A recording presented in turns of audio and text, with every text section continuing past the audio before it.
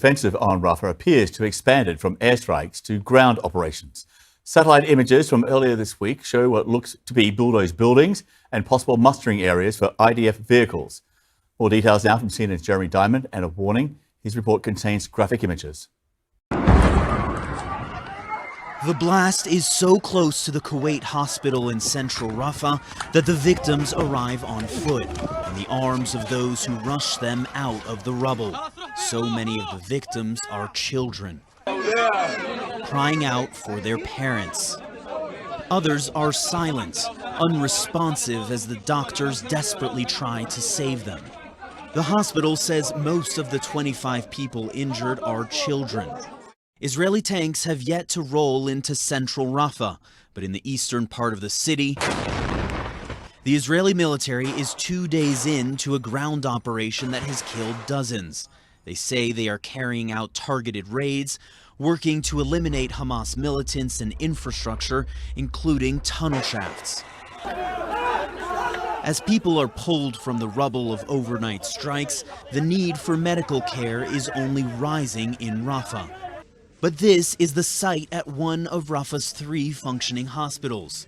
Empty beds and abandoned medical equipment after Al-Najjar Hospital was forced to shut down. Patients and staff fleeing after the Israeli military ordered civilians in eastern Rafah to evacuate.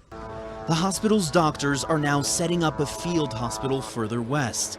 But with no intensive care unit and only 1/3 of the capacity, there is only so much they can do. We have less equipment to work, we have less water, we have less of electricity.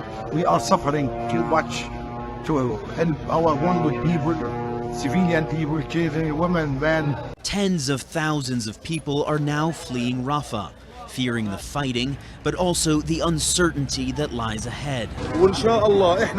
Right now we're going to Khan Yunis, this man says. God willing, we'll find somewhere and we'll be able to put something up that resembles a tent.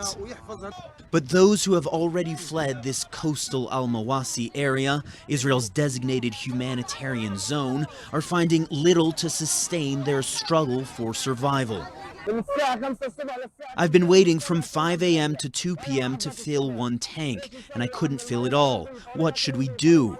The water isn't clean, food isn't clean, neither is the canned food.